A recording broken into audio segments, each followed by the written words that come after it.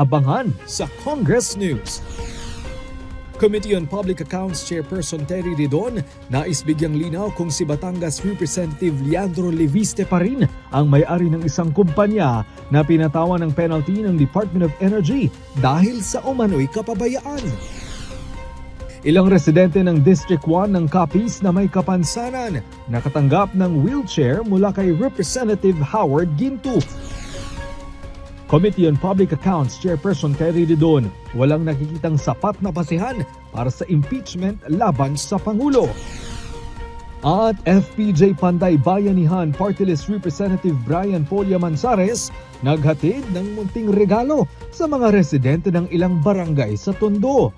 Kongresista nakiisa sa pagdiriwang ng fiesta sa lugar.